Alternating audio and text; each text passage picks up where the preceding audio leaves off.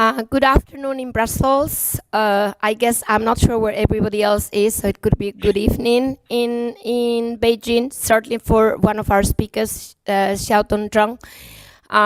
But, you know, for some, hopefully, early in the morning, another speaker of us, Ake Freeman, is in the US, so it's basically good day for everybody.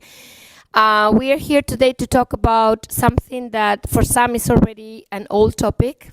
That's the Belt and Road Initiative. There's so many initiatives going on in China that are newer, such as the Global Security Initiative, you name it, that this might look to you as a démodé topic. But I actually think it's very interesting to put the BRI in the context of everything else which is happening, and we've chosen actually the pandemic as a benchmark to have a discussion as to where are we with this BRI. The title says it all, BRI 2.0. So we're going to argue that there is a big change in the understanding of the BRI. That's basically what we want to cover today. And for that purpose, I think we have a great group of speakers. I'm basically playing a double role here, which is hard. I hope you bear with me. And we're going to have Alessia Mighini from ISPI in Italy, International Political Studies, and we're going to have Ake Freeman with several affiliations, but in our program as basically a doctor in philosophy in Oxford, and Zhang Xiaotong, who is a professor at Fudan University. So the idea is to go through just very short 5-minute type introductory comments, followed by some pinpoint, as I call it, among ourselves, very brief, and then open for Q&A. I'm going to start with a short intro of where we start, where we stand with the BRI, based on a blog that we've just published, as we speak, Ake and I, and that blog basically focuses on the changes in BRI since the pandemic, because it's out there and there's lots of figures and so on. I'm not going to show any slides, you can find it later. Before I even start on this, I want to mention that you can start, as we speak, asking questions, making comments on Slido, and you need to use hashtag BRI, so it's pretty easy to remember. So let me start with this short intro from my side as to why we think it's important to review the concept of the BRI.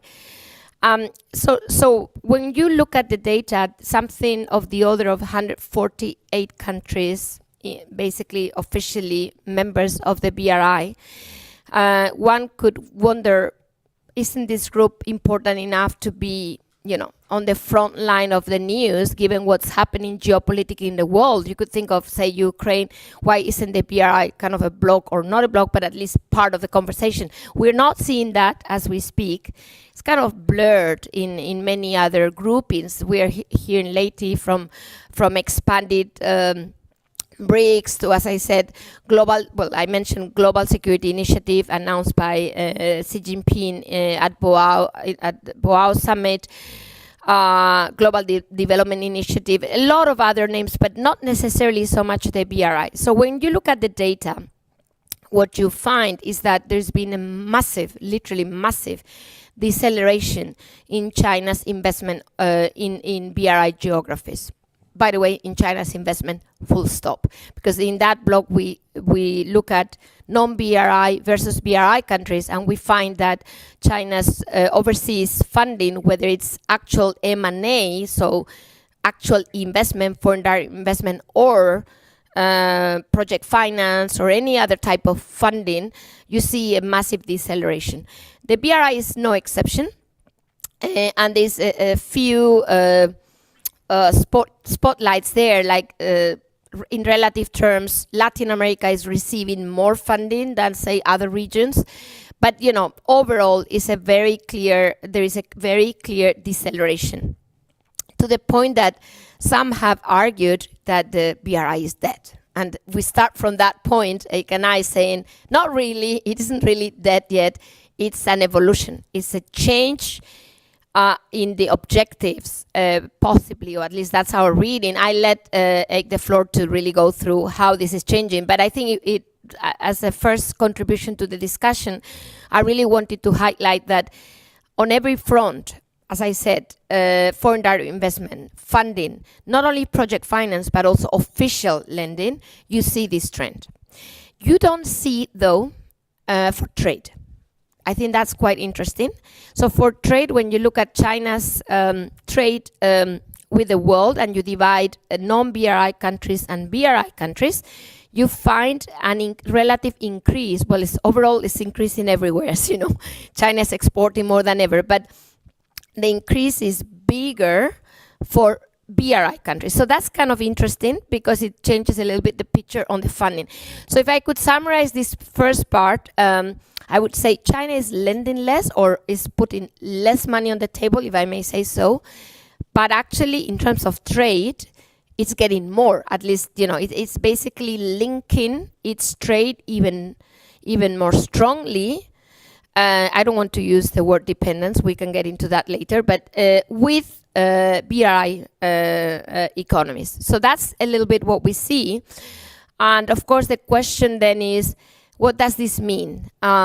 Is the BRI less of an economic reality and more of something else? And the question is, what is that something else? Is it soft power? Is it hard power? Is it more trade than infrastructure if we want to keep it into the economic environment? So these are the questions we'd like to cover today. And without further ado, I'm going to give the floor to Eik to dwell further into the ideas we developed in this blog that has just been published. Eik, the floor is yours. Well, thank you, Alicia, for that kind introduction. It's a pleasure to share a virtual stage with such a distinguished panel. I'm just going to take my 5 minutes to elaborate a bit on this blog post that we've just published, and then to share some further thoughts about the dynamics of the pandemic in China, which I think are probably the most important consideration in whether or when the Belt and Road will revive.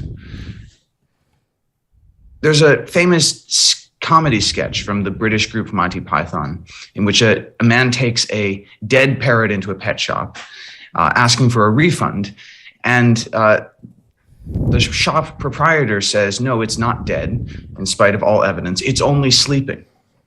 And I think we are having that kind of conversation with the Belt and Road. By every metric we can look at, every metric of foreign direct investment in terms of new projects initiated, in terms of the volume of headlines, there has been a sharp drop-off in both China's own political commitment to the Belt and Road and, more importantly, in partner countries' interest in the Belt and Road. And that has been for the obvious reasons. There has been a global pandemic that has motivated many countries to undertake an unsustainable fiscal response. And now it's been followed by inflation and a rise in interest rates that has squeezed many emerging markets and put them in a position where they can't begin to contemplate new mega projects, let alone try to fund the old ones. So the Belt and Road has clearly faced a moment of reckoning for the last 2 years, not least because Chinese construction workers, engineers, diplomats have struggled to get in and out of the country to explore the progress on existing projects and to contemplate new ones. But that is not to say that the Belt and Road is dead. First of all, because China's border may open at some point in the future. And when that happens, there will be a backlog of projects that China will want to revive or renew. And second, because these are already relationships that China has entrenched with vested interests on both sides of the border. So when we ask about the Belt and Road going forward, I think it's a false dichotomy to say it is either dead or sleeping. The question is, when it wakes up, will it look and talk and act anything like it did before the pandemic? I think the answer to that is no. As I argued in my book, there are really two Belt and Roads that we conflate in one.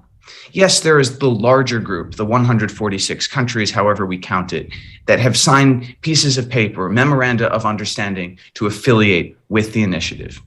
But there's also a core group of countries. I count Pakistan, Cambodia, Laos among them, which have gone beyond and are interested in building on the Belt and Road into a full spectrum type of geopolitical relationship.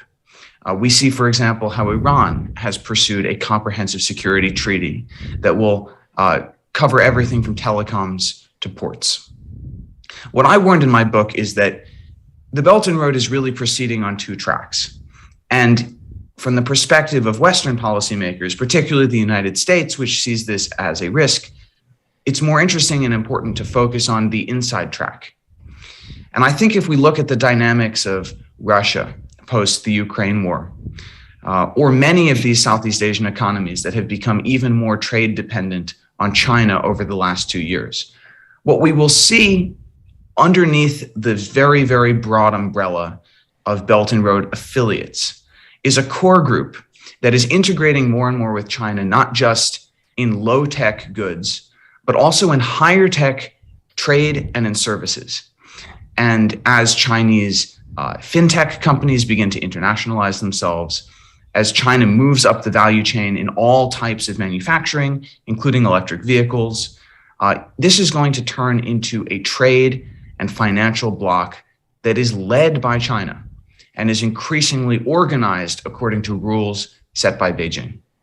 So I don't think the Belt and Road is dead. I think it's proceeding on two tracks, and we need to look at the inner track.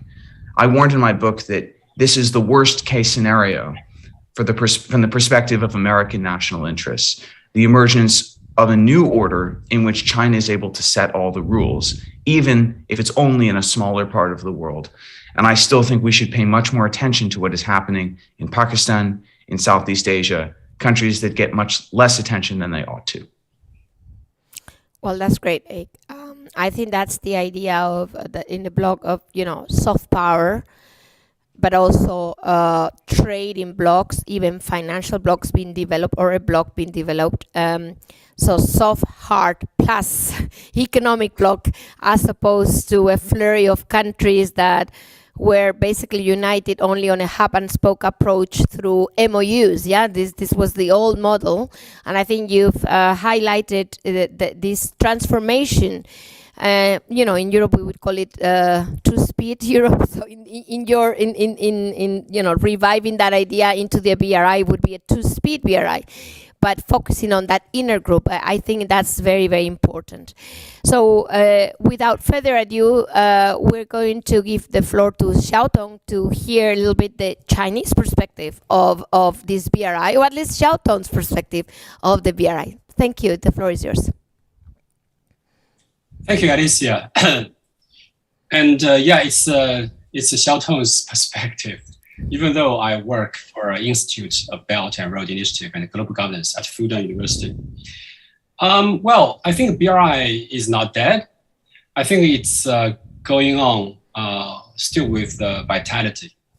And BRI is a long-term project.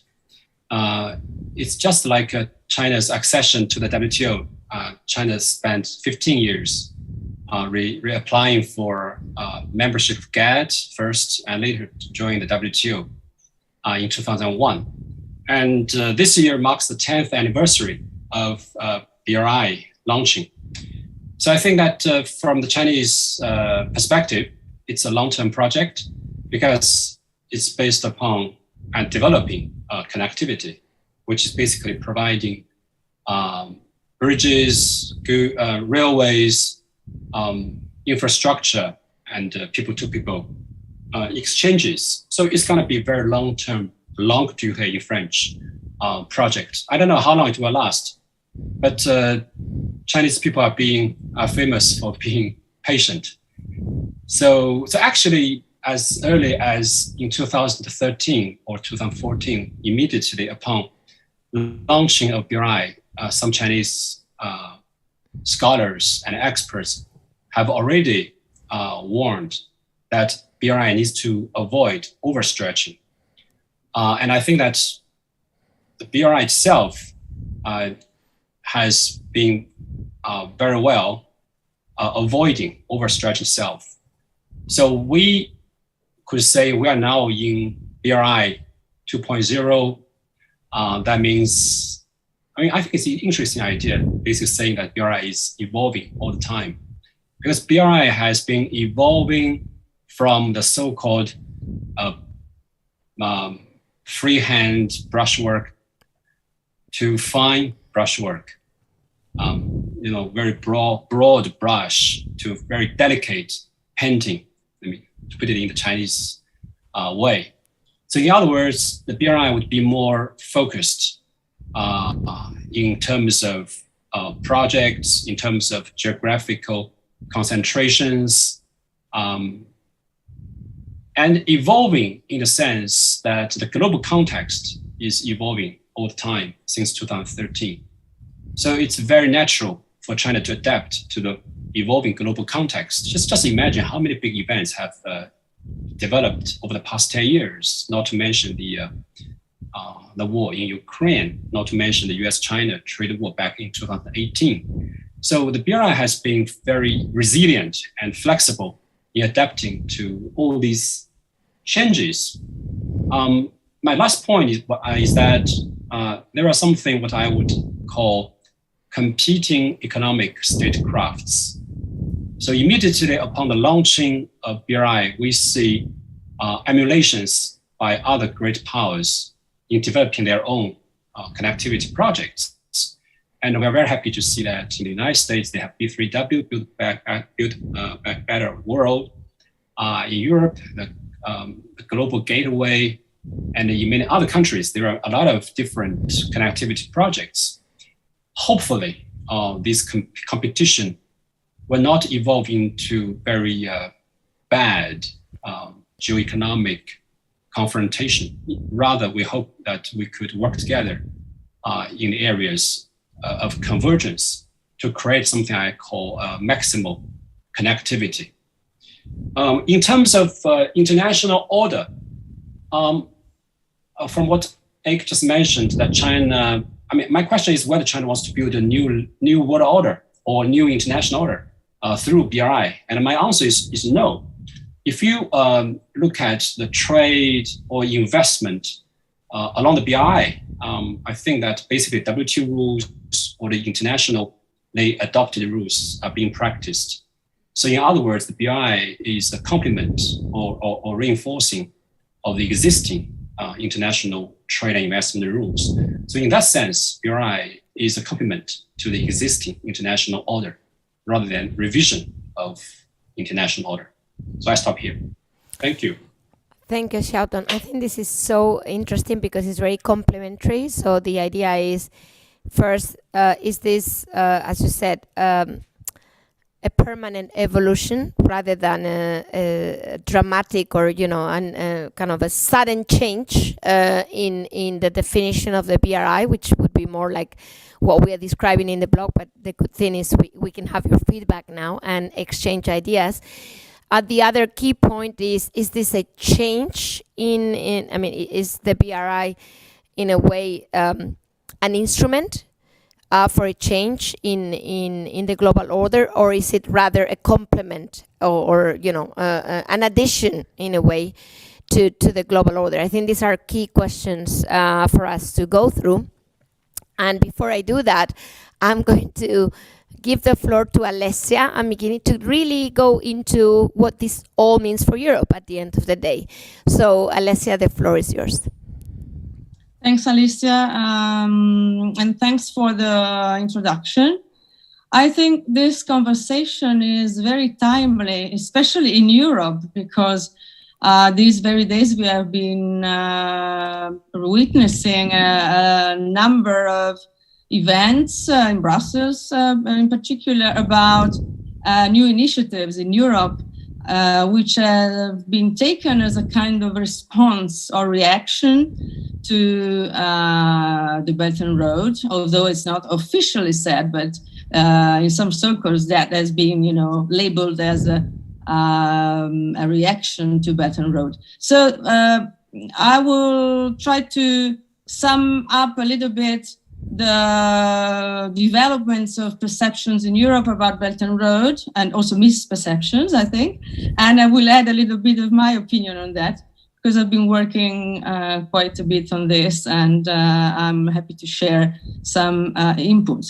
I mean, we know that since the very beginning of a very blurred communication about the initiative, nobody really understood at the beginning, back in 2013, what the BRI would ever be. There's also been a change in name. So in Europe, we have received it very, in a very mixed way, a very confused way as well. And country-wise, there have been mixed feelings about the initiative. Some countries were more open to discuss about it. Some others would never discuss, anything Chinese, so to say. So this varied and, diverging perceptions of Belt and Road since back 2013 led to what has been taken as a fragility in European reaction.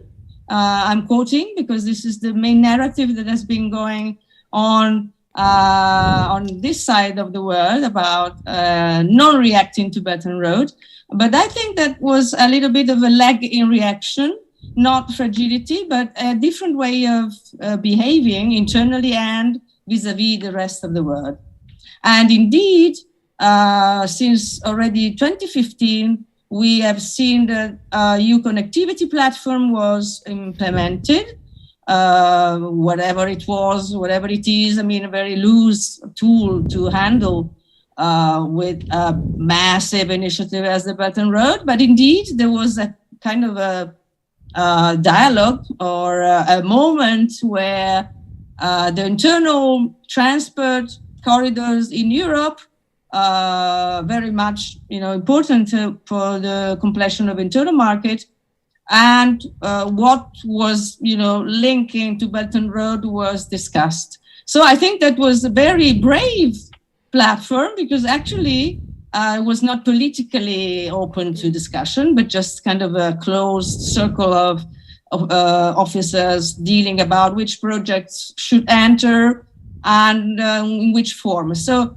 I don't think that there was a European fragility, but mainly not even the country divergence was the main reason why there was a kind of a perceived lack of reaction. But I think that the way the Commission is organized, so with many DGs, actually was the main reason why there was a little bit of lag, a 10 years lag in reaction. And now with this global gateway, which is an initiative indeed, which, by the way, I'm not an EIR person, but initiative is not something codified in the international order. What is it? It can be anything and it is nothing. So for the EU to talk about an initiative itself is already a very big step forward, because it actually includes a number of dialogues with the rest of the world, not in a similar way as China did through the Belt and Road, but in a much more European way. It is a response to Belt and Road, which is still going. Europe has been open to it, but, country level bottlenecks or competition between or among member states, we have to admit, was the main reason why Belt and Road didn't go too far, except, for Piraeus or some ports in the southern Europe, didn't go, farther than that. Mainly,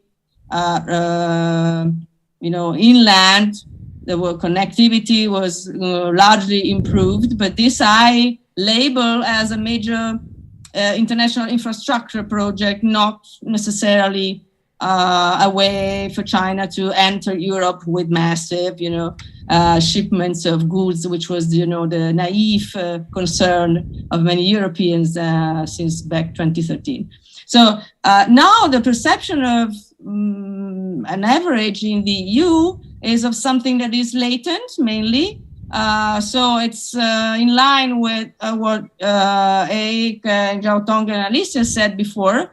I think it is well perceived, but most importantly, I think, as I can see, is that it is perceived as being a comprehensive platform for almost all foreign policy by China, not just transport facilities and logistics and ports and transport connectivity, but much more than that.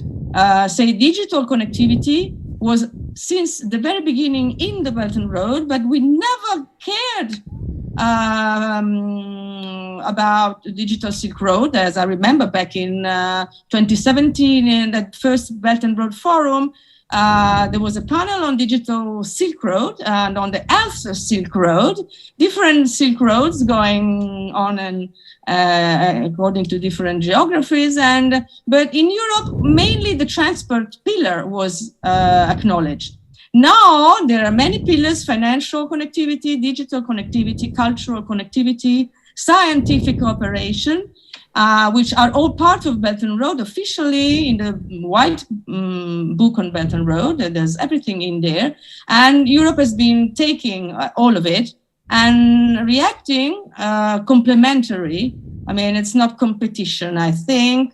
I think the complement of action in the rest of the world is very much important because Belt and Road is there, although has been decelerating. We have been witnessing this, but the complement part of Global Gateway, as it is now beginning to take shape, I think is very much important.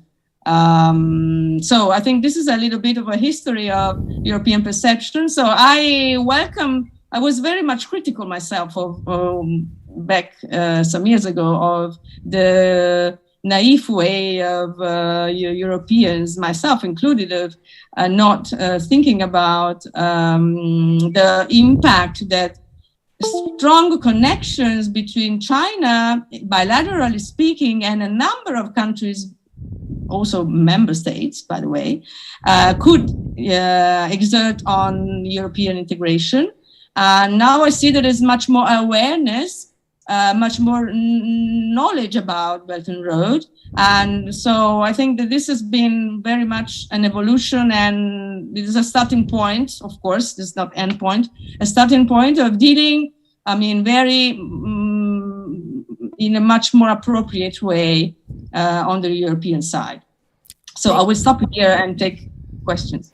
Thank you, Alessia. Thank you very much. I think just to take away on what you just said for me would be that in the same way as the BRI has evolved, and we still have the open question of whether it's been a sudden change, as we were arguing, or more of an evolution, as Xiaotong was mentioning, is also the idea of the rest of the world reacting to the BRI. Is that an evolution? Is that a sudden change?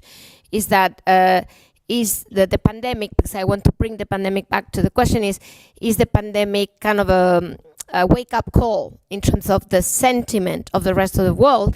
Was the pandemic a wake-up call also for Europe to come up with something like the Global Gateway? I mean, what's the role of this sudden event in that change in perception? And I think that's one of the questions that we can leave in the air. I'm aware of, I'm very conscious of time. We only have half of the time left. And I did say, including to the speakers, so I will keep my word, that we would have a second round. But I want that second round to be very brief, because I think, you know, we need to be conscious of people coming here to ask questions. So we'll keep it very brief.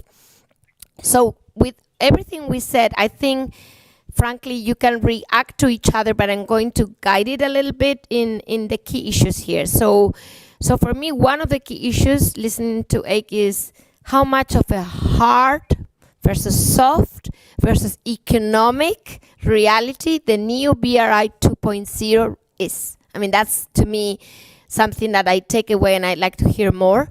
So Eik, the floor is yours, and then we'll go back to in the same order and back to the audience. Thanks, Alicia. I'll be as concise as I can. I think insofar as the Belt and Road was a branding or soft power initiative, it failed in its initial attempt, not because most partner countries had a bad experience with it, but because the United States was successful in its effort to smear the Belt and Road as a predatory initiative based on debt trap diplomacy. In my own work, I found that that's not actually a very accurate description of most Belt and Road projects. But what we have to remember is most partner countries see only one very small piece of the broader whole. And most lack the diplomatic and intelligence resources to figure out what is happening along the rest of the initiative. So they can have a positive experience in their direct relationship with China, but from what they hear from other countries, conclude that it must be some sort of nefarious initiative. And that might reduce their willingness to engage. I also think something that has been underappreciated is the role of opposition parties within Belt and Road partner countries. This is obviously not the case in authoritarian states, but in democratic states, the political opposition tends to see the Belt and Road as a tool that the ruling clique, the ruling government, is going to use to get Chinese support to stay in power. And therefore, they will work alongside the United States and others who want to present the Belt and Road as a predatory initiative selling out to China. I think it was unfortunate for China that the pandemic happened just as this narrative was taking hold, and so many states experienced debt distress for reasons unrelated to the Belt and Road, but which made it impossible to untangle which Belt and Road projects would or would not ultimately have been profitable. So in that sense, the pandemic has given the Chinese leadership an opportunity to pivot, to tie off old projects, which were always going to take years or decades to generate economic and political returns, and to think about engaging in deals that can have a more immediate win-win payoff for both sides.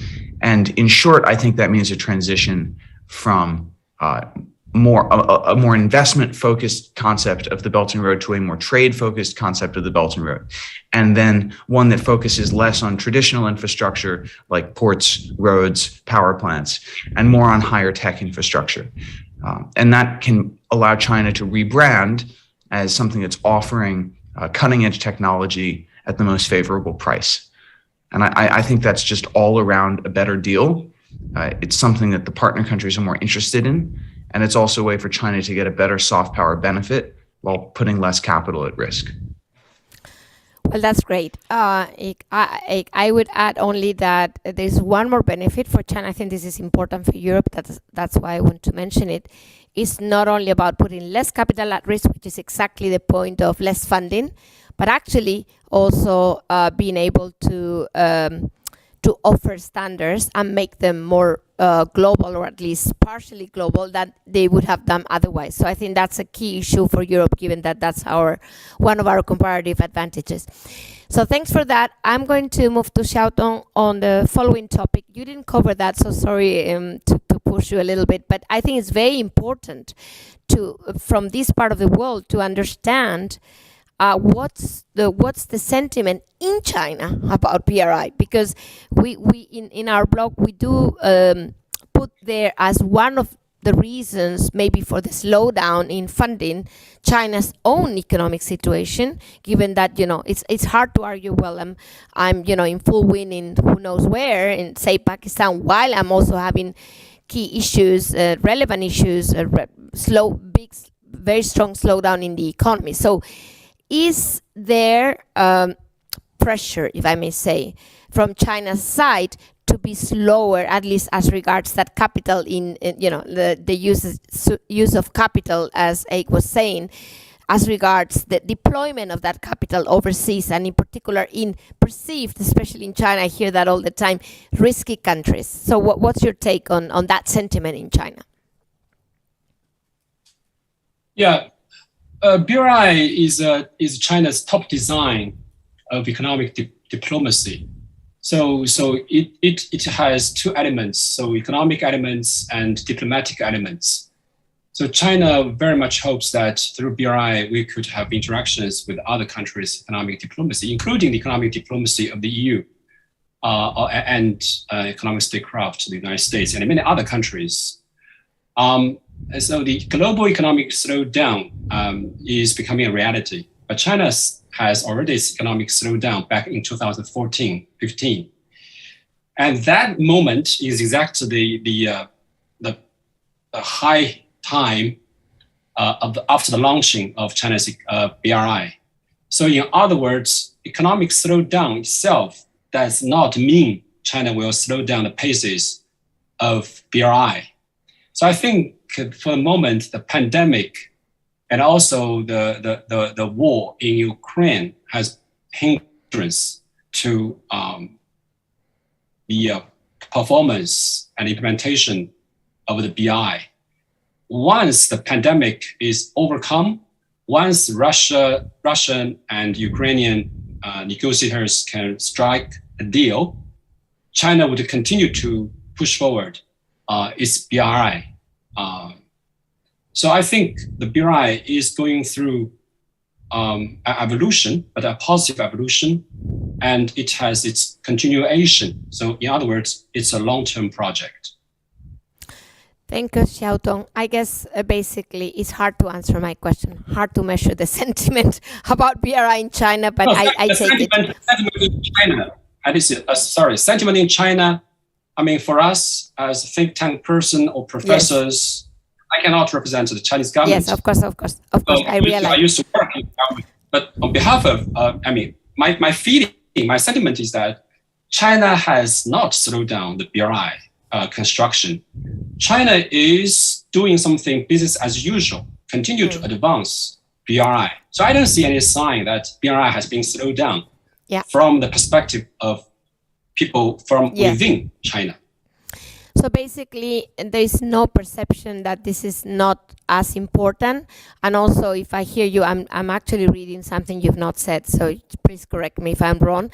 There's also no negative perception of BRI being an issue as a competitor in a way to resources that should be needed for China. That was really my question. Yeah. So, okay, so we take it there, and maybe you will get more questions on that one. So, I'll come back. Yes, sure. Yeah. So, I mean, BRI. Okay. Let me comment on that. So, China's development with BRI or without BRI needs resources from every corner of the world. So, without BRI, China would do exactly the same. With BRI, China is still doing the same. So it has nothing to do with the BRI. Okay. China needs resources from the world to develop. Thank you. That's great.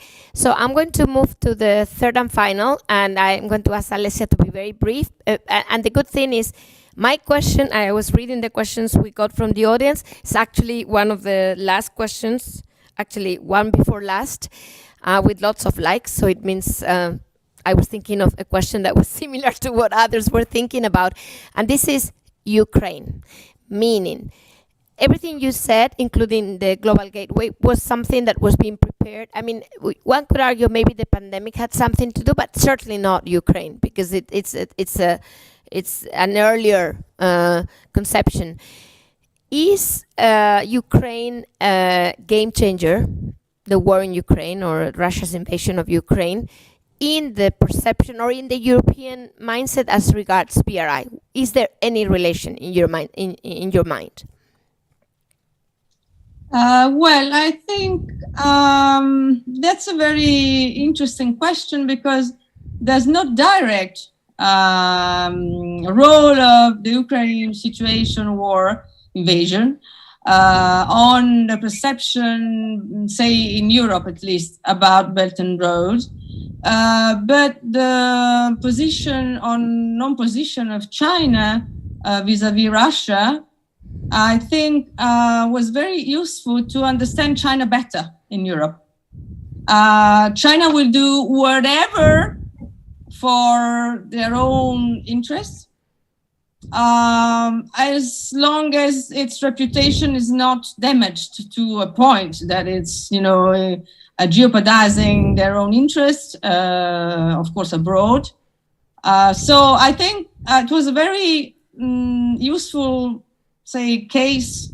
I wouldn't call it exercise because it's very inelegant, but I think for the rest of the world, it was very useful to understand how China can behave in such a very dramatic situation, and how far economic interests can, act to cover any political or whatsoever other level of dialogue we can imagine. So I think that in this sense, the situation in Ukraine was very useful, but very indirectly. Yeah. But then the parallel behavior by China, say by buying wheat from Russia, or you can mention other, events, apparently minor events that went along with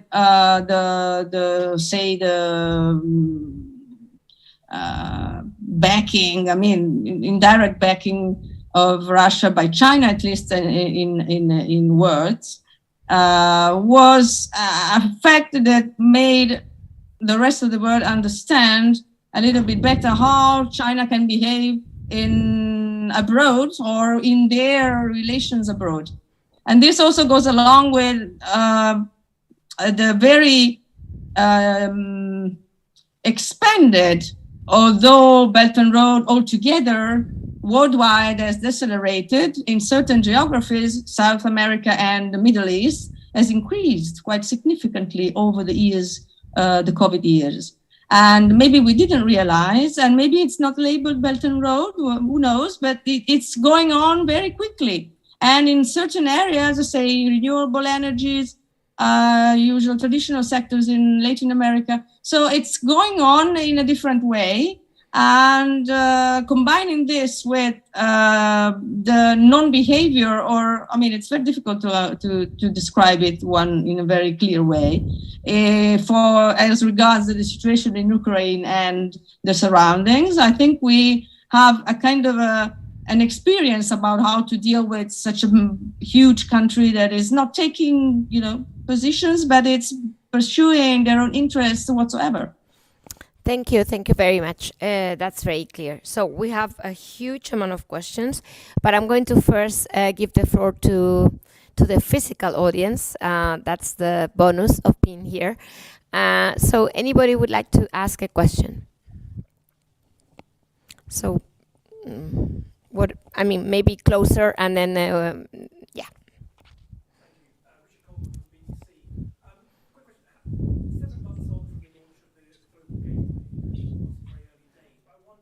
We cannot hear.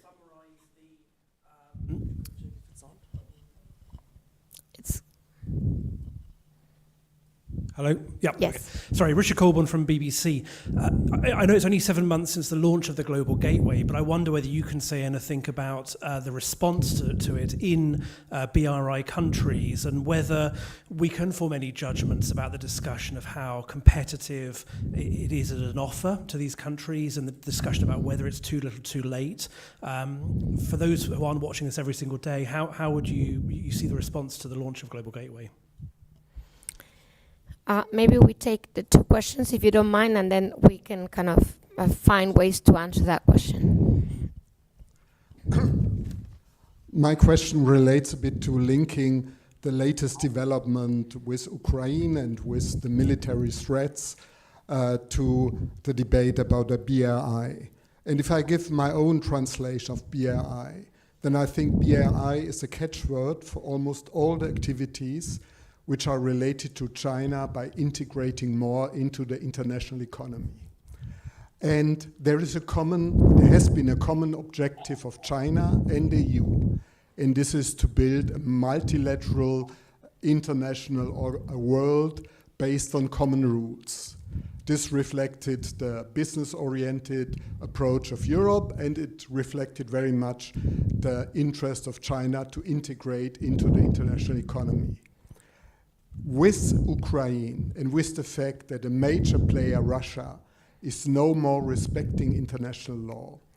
Is it therefore possible to continue in this concept of trying to find for a multipolar world a consensus on international rule if it is not clearly stated by China that a breach of international rules is something which has to be corrected and which needs actions to make sure that international rules are respected?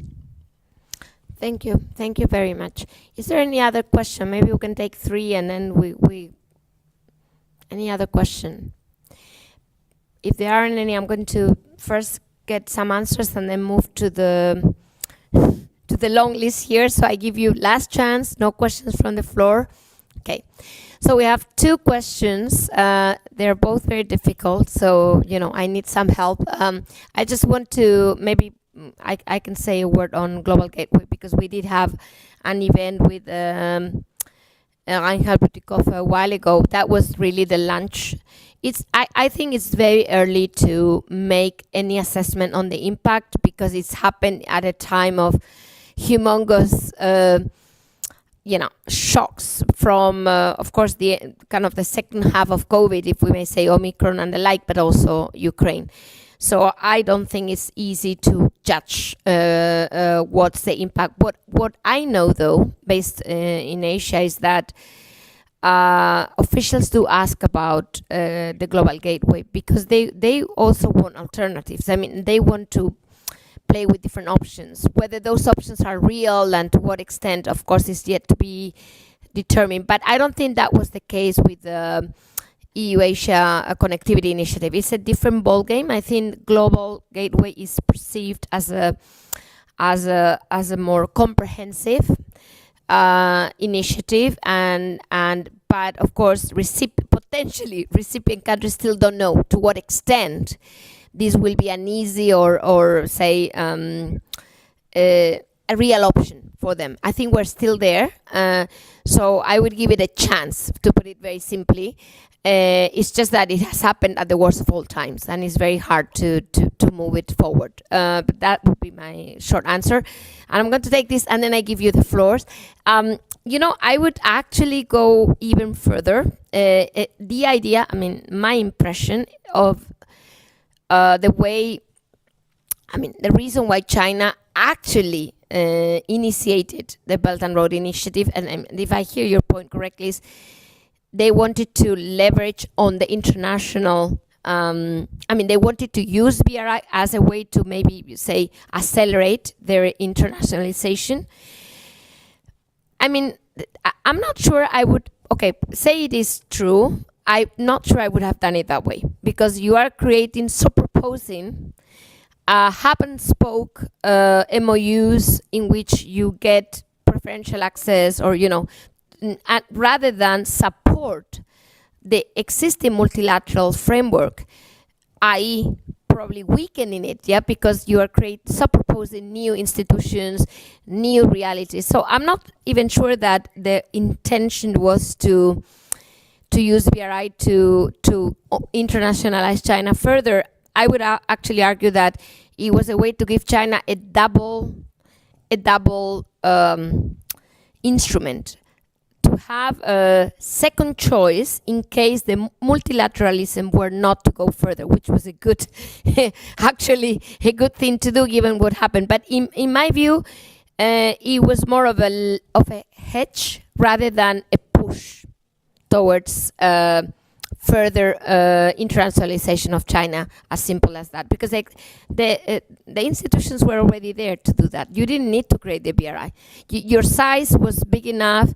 Your resources were big enough. I don't think they needed to block countries into deals other than to create that hedge in case multilateralism wouldn't work. So that's my take. And to your question, is that a new order? Because will China accept what's happening? Well, my explanation already answers your question because it was never meant to be. It was always meant to be a second option. So now you trigger the second option. If the world is deglobalizing, if the world is blah blah blah, I have BRI. My reading is more like use that second option that has been given to you through the BRI, and that's. But again, it's a very personal reading. So I'm going to give the floor to maybe. What about if you take each of you one of the two questions? I mean, Global Gateway. Maybe it's Alessia, and then you two answer this interesting question as to what's going to happen after Russia's invasion in terms of how China may or may not change BRI. Yeah. So Alessia, maybe you want to start with the first question. Yeah. Thanks for the question. Yes.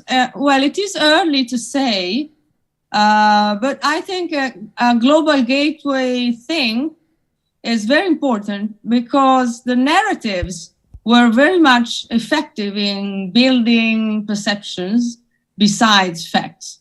So I agree that Belt and Road is a framework for economic diplomacy, but still it was a branding exercise, very much effective, especially in Africa. And I've heard many times saying that Africa eventually had a vision for themselves, which is called Belt and Road. So I think it's very important as an initiative to parallel now what is there, what will still be there, what will be expanded into the Belt and Road in many geographies.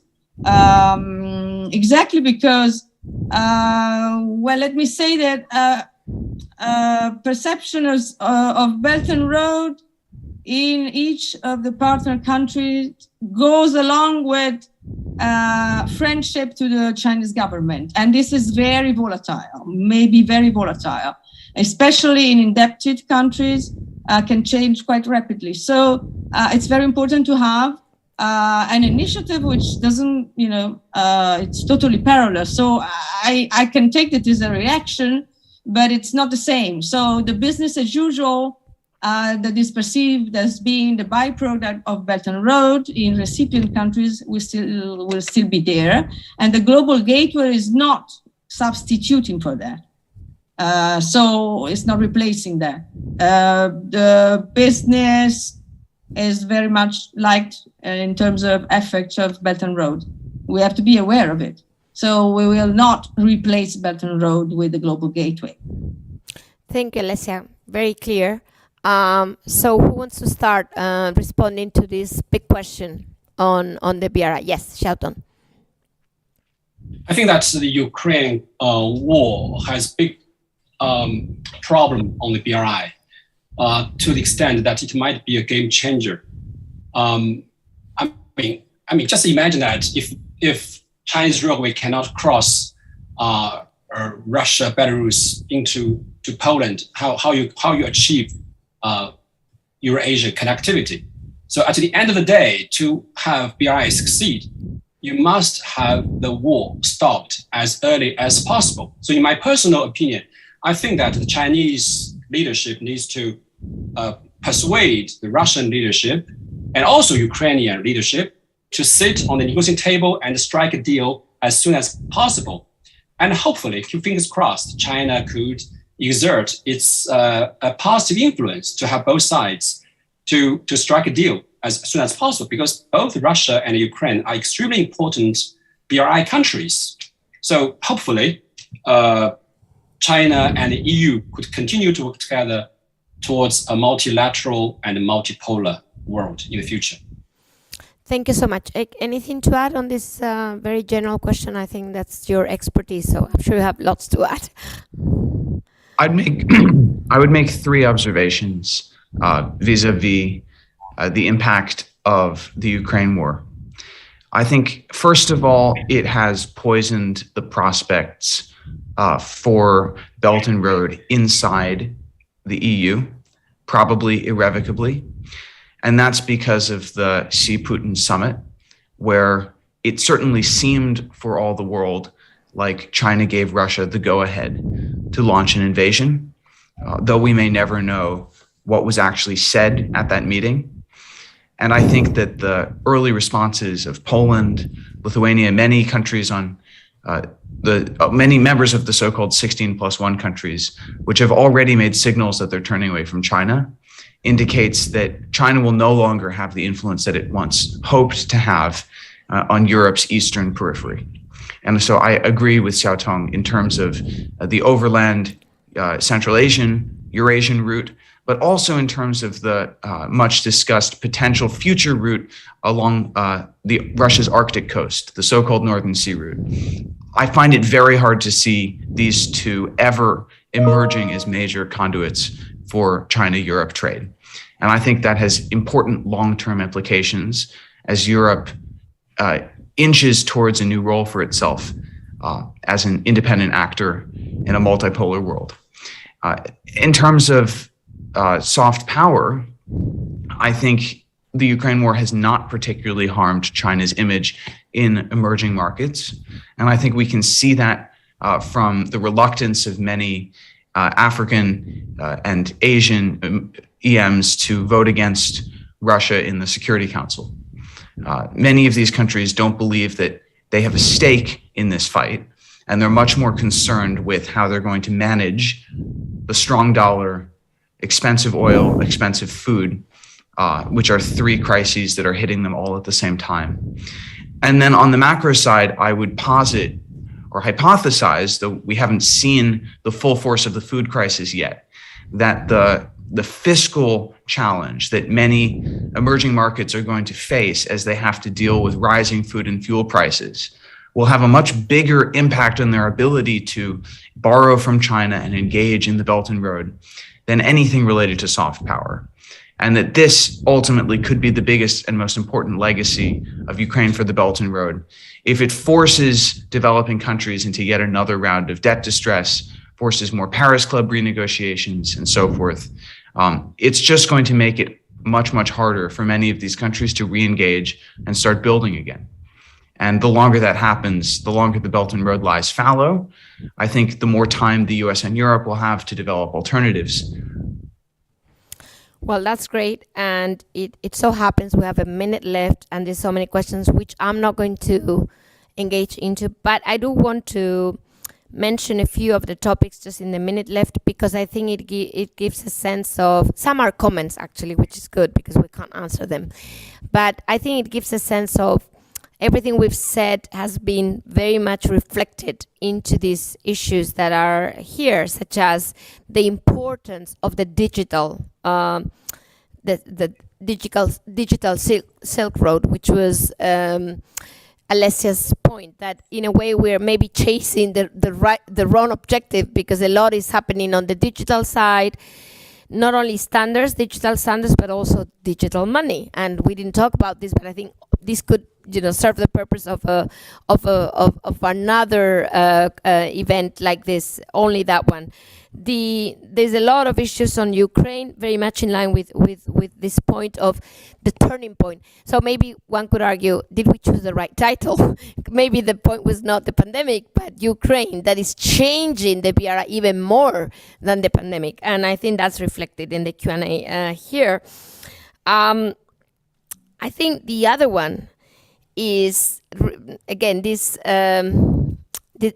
issue of, is it all about the recipient? We talked about debt and debt restructuring, but it's also, as the questions point out, about China's own situation. I mean, is China ready to embark in a very costly BRI project given its own economic prospects? And that's reflected in the Q&A. So to conclude, I think what we can say here is that from what we had in mind with the BRI, this kind of infra-led, remember it was all about overcapacity in China, selling to the rest of the world. I mean, so a very, very kind of concrete project. We're moving into uncharted territory, in my view, because of geopolitical risks, because of the global order. Is it a new global order? Is it a complementary global order? Is it an inner circle? Is it no longer an issue? I mean, meaning Europe is already out of this or not, depending on how you read Ake's comments. I think, to me, maybe the idea is not BRI 2.0, if to answer our own title, but a much more like uncharted BRI. I mean, it is a much harder concept to define that it used to be. And I think for us Europeans here in the audience, at least, or at least most of us, it is still a very important issue to continue to analyze.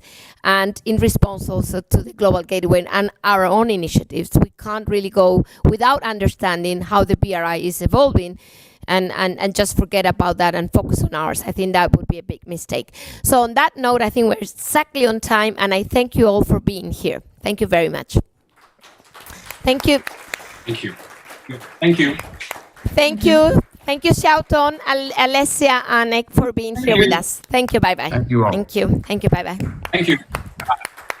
Bye.